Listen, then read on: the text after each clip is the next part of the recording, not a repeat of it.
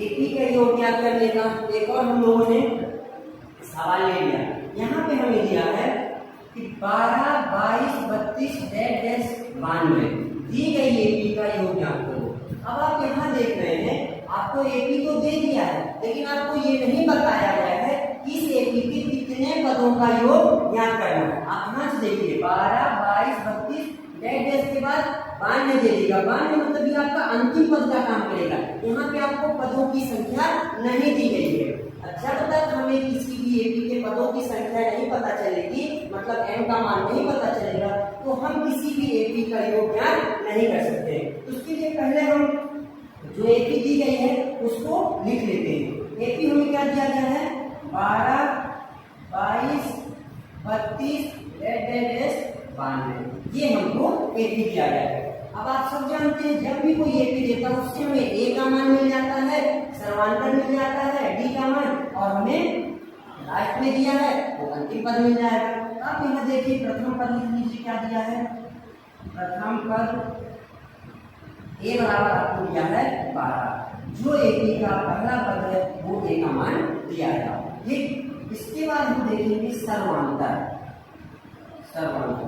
सर्वांतर D बराबर होता है बाद वाले पद से पहले वाले पद को घटाना। बाद वाला पद क्या है आपका? 22, और पहला उसकी क्या लिखा है? 12। 22 में 12 जाएगा, आपको कितना मिल जाएगा? 10। ये हमें क्या मिल गया? सर्वांतर। और आप ध्यान से देखेंगे सबसे लास्ट में दिया है एन बराबर आपको दिया है कितना? 92। एन को आप क्या कहते हैं? अंतिम पद। क्या कहते हैं?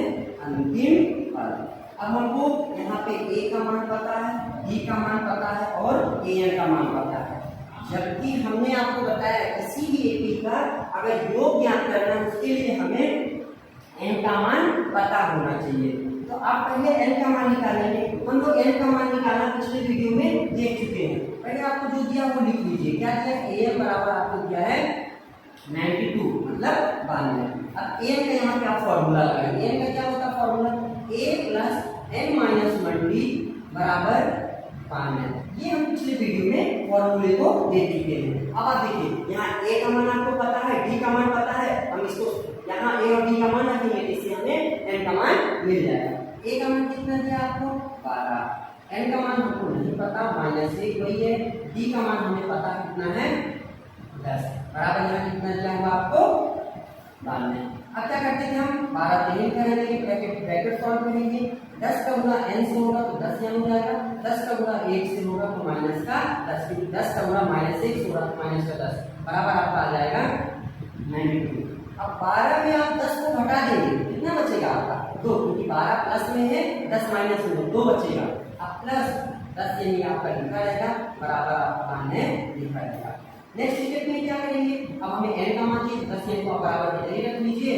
जो आपका मान है वो अपने इधर ही रहेगा बराबर के, बस 2 बराबर के इधर से उधर आप शिफ्ट करेंगे। इधर अगर प्लस में है तो बराबर उधर जाएगा तो माइनस में हो जाएगा। 10 n आपका वही है। अब जानते हो आप 92 में 2 को घटाओगे क्योंकि बीच में माइनस लगा, कितना मिलेगा आपको? 90। n का मान आपको क्या मिलेगा? 90 लिखा हुआ है। 10 पूरे में कहाँ जाएगा आपका? बटे में आ जाएगा। अब नेक्स्ट स्टेप में आप n बराबर 90/10 है। 90 में आप 10 का भाग देंगे, कितना आएगा? 9। n का मान हमें मिल गया कितना? 9। मतलब इस एपी में हमें 9 पदों का योग ज्ञात करना पड़ेगा, क्योंकि n का मान क्या मिल गया? 9। अब आप क्या करिए? एपी के योग ज्ञात करने का फॉर्मूला लगा दीजिए। इसके लिए हम एक अलग से फॉर्मूला लगाते हैं, n/2 a प्लस an। इस फॉर्मूले का यूज करते हम करते हैं जब हमें a का मान पता हो, an का मान पता हो, तो डायरेक्ट ये छोटा सा फॉर्मूला हो जाता है, इसमें लॉन्ग नहीं करना पड़ता। Sn बराबर n/2 a प्लस an। अब n की जगह क्या आ गया? मान मिल गया आपको 9। यहाँ हो जाएगा आपका n का मान 9/2। a का मान क्या पता है आपको? 12। an का मान आपको क्या पता है?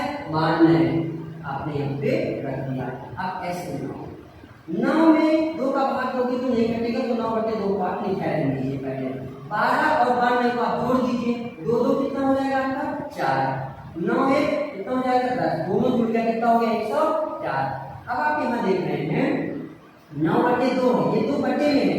इसको अगर हम 104 में चाहें कि भाग दे दें तो हम दे सकते हैं 2 से।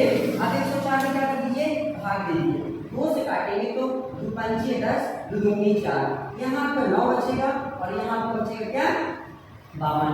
अब आप क्या करेंगे, S9 को लिखा रहने देंगे। ये जो 9 है, 9 का 2 से गुणा होगा, 9 दूनी 18, बचेगा कितना, 1। 9 का 5 से गुणा होगा, 9 गुणा 45 और 1 46, आपका कितना आ गया, 468। अब आप लास्ट में लिख दीजिए, आता है AP के 9 पदों का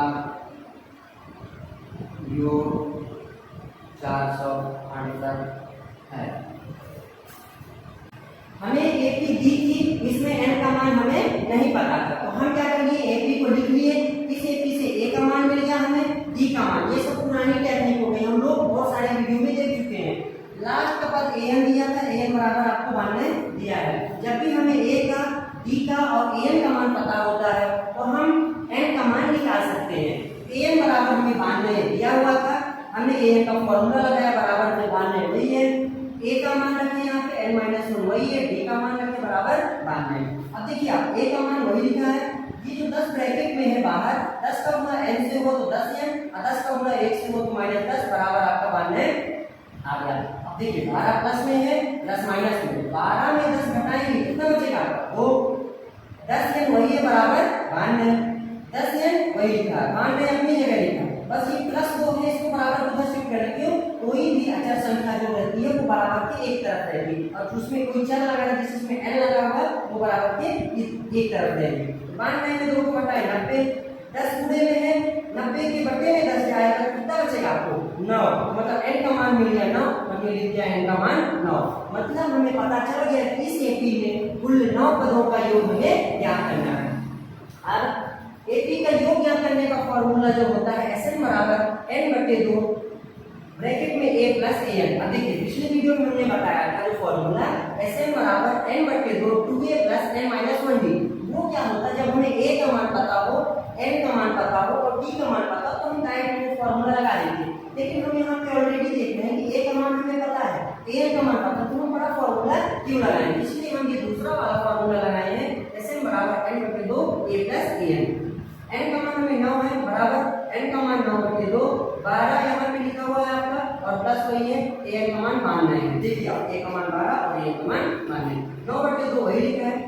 12 में 92 जुड़ गया 104 हो गया आपका, 2 का 104 में भाग दीजिए कितना आएगा आपका, 52। और 9 यही है, 52 ब्रैकेट में लिखा है, 9 का 52 में आप पूरा कर दीजिए, 9 दूनी 18, 81, 9 45 से 46। अतः AP के 9 पदों का योग कितना आ गया, 468।